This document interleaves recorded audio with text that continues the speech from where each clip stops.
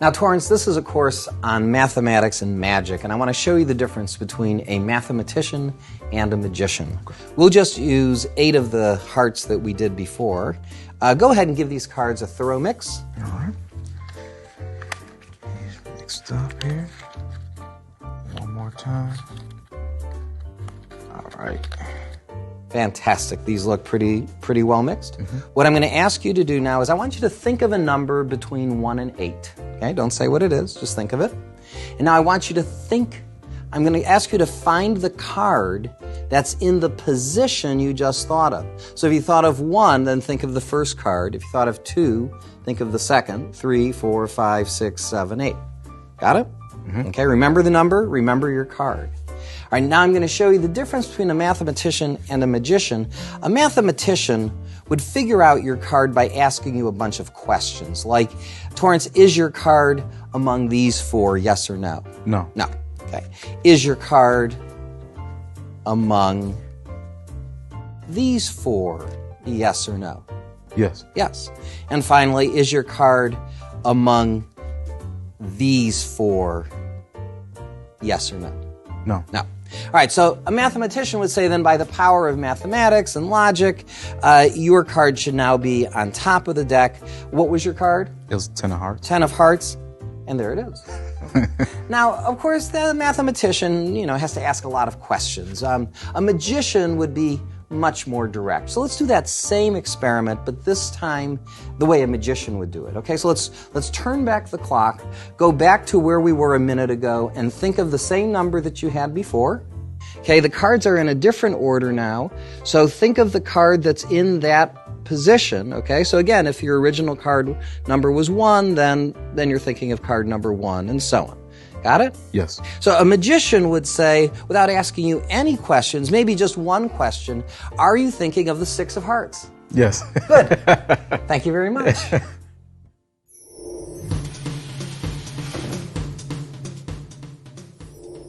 This trick is the invention of Alex Elmsley, who was himself a mathematician, a magician, and a pioneering computer scientist. So how does this one work? Well, let's first explain the first part of the trick, how the mathematician does it. You think of a number between 1 and 8. Now, to make things easier to understand, I'll use just the ace through 8 of hearts in that order, although you can use any 8 cards. Once you've thought of your number and the corresponding card, I show you half the cards. Specifically, I show you the cards that are in positions 1, 3, 5, and 7. I ask if you see your card among these. If you say yes, then I put these cards on top, which means that your card is now in position 1, 2, 3, or 4. If you say no, then I put those cards on the bottom, which also means that your card is now in position 1, 2, 3, or 4. So for instance, if you thought of the card number 7, okay, then you say yes, you see your card, then your card would now be in the top half. In fact, it would be the 4th card. When I show you every other card again, I know that your card must either be one of these 2 cards, one of the first 2 cards from the top half, or one of these 2 cards from the bottom half.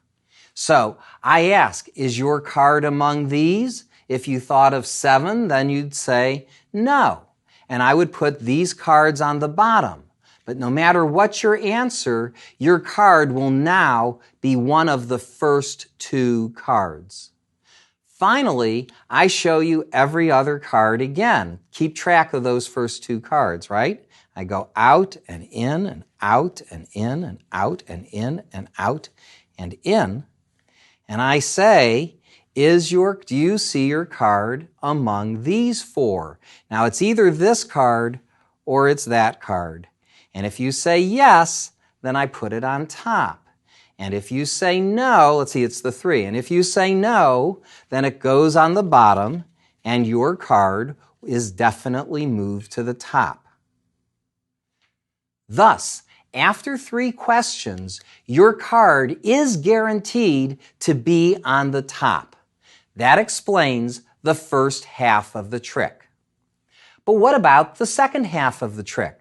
How do I know what card he's thinking of the second time around? Well, suppose he thought of the number 7, like we have here. Then believe it or not, the card that is now in the 7th position, check it out, he has to look, he thought of the number 7. The card in the 7th position is the Ace of Hearts, which was the original top card of the deck. It turns out this is not a coincidence. After going through the 3-question Mathematicians procedure, not only will your original card be at the top of the pack, but your card will have traded places with the original top card of the deck. Here, if you don't believe me, I've listed all 8 possible endings, depending on whether your original number was 1, 2, 3, 4, 5, 6, 7, or 8. For example, if you thought of the number 7, then the cards will end up in this order with the 7th card on top and the original top card, in my case, the Ace, in the 7th position. And in general, when you think of a number between 1 and 8, then the top card will always end up in the corresponding position. So, how do I perform this trick? Here's what you do. Give the volunteer the cards, have them mix it up, okay? Take 8 cards like this, okay? Shuffle them up. Then, when you show everyone that the cards look pretty well mixed, just remember what the top card is. In this case, it's the Ace, okay? That's easy to remember. And now the rest of the trick works by itself. On the left-hand side of the screen, you'll see a write-up of this classic effect.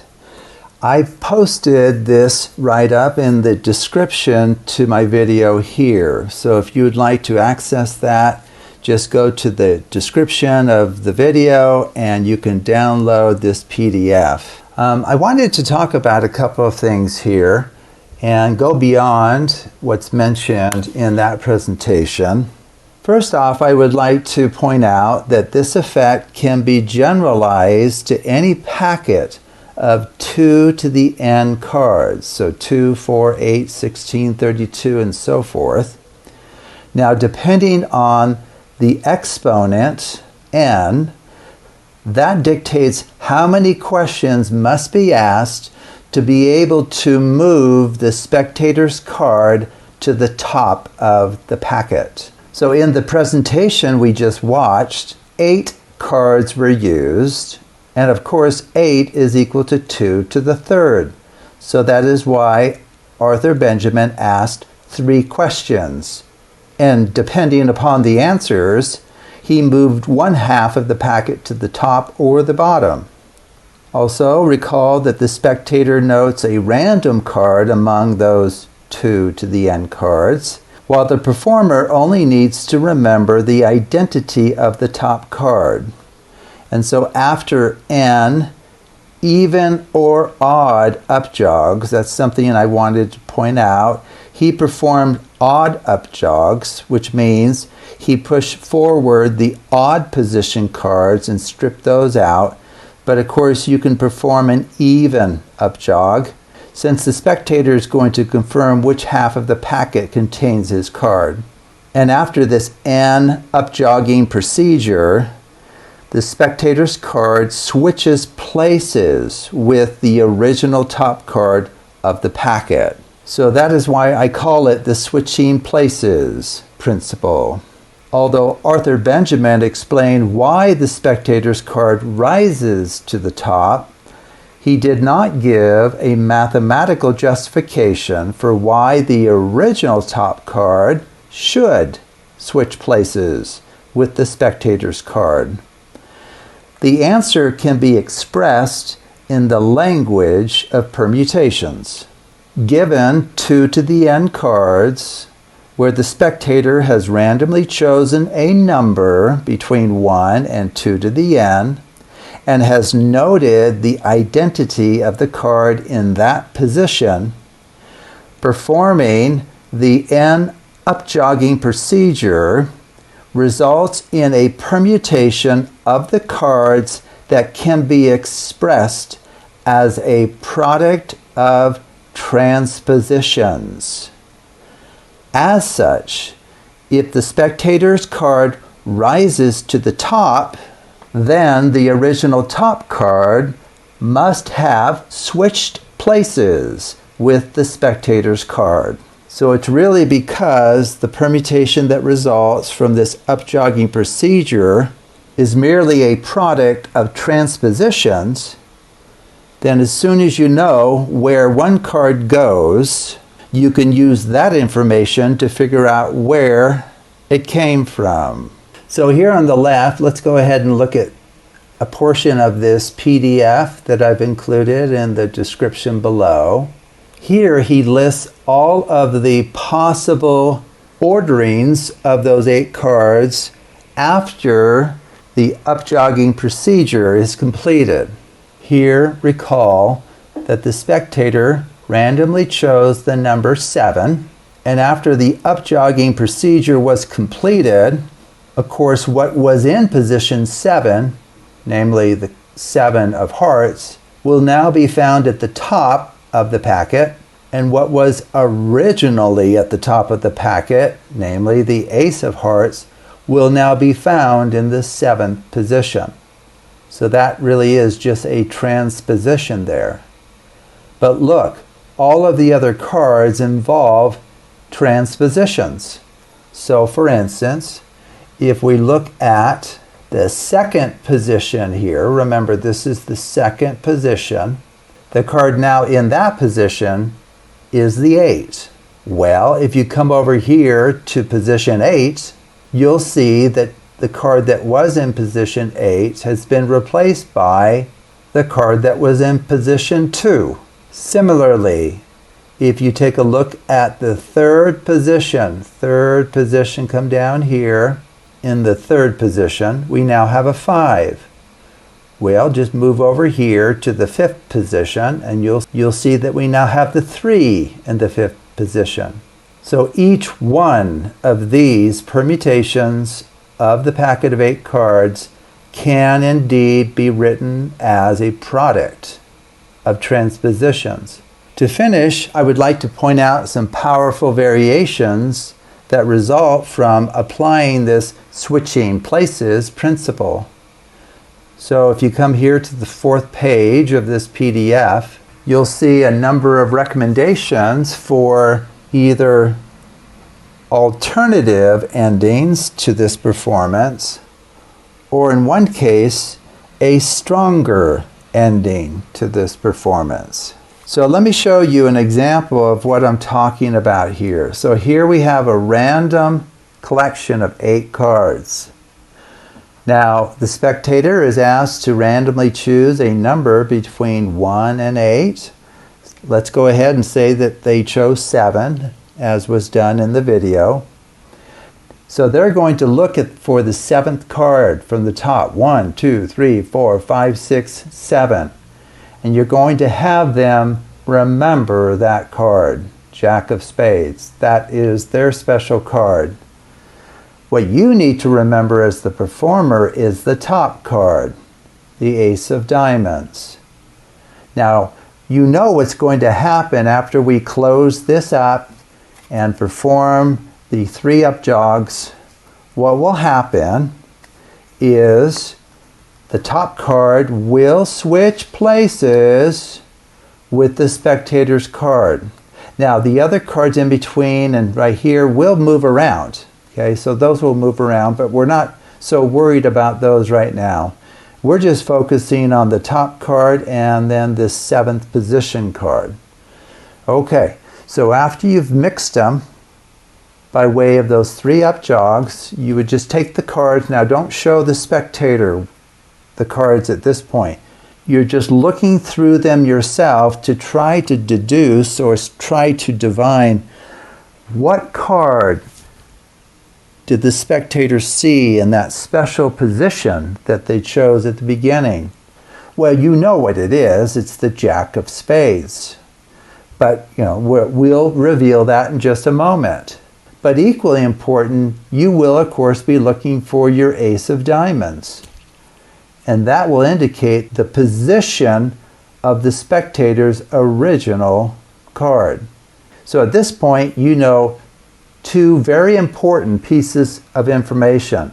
You know the identity of the spectator's card, Jack of Spades, and you know where it was originally located. So you can close up the fan and say, this is hard. I'm going to have to kind of think about this for a few more seconds. I think that the card you saw in that special position that you randomly chose, I think it was the Jack of Spades. Is that right? And of course the spectator's eyes will get kind of big and go, whoa, how did you know that? And for a second punch, you can say, well, I also, for some reason, I think I can see where that Jack of Spades was in the original packet. In my mind's eye, I see those 8 cards. See, 1, 2, 3. The Jack of Spades was in the 7th position. I can see it clearly. Can you see it as well? Was that your special number, 7? Is that the number you randomly thought of between 1 and 8? And then their eyes will go even bigger. Hopefully they won't pass out with surprise. So that would just be another way, as explained here on the final page of this PDF, that you can make use of this switching places principle. So thank you for watching.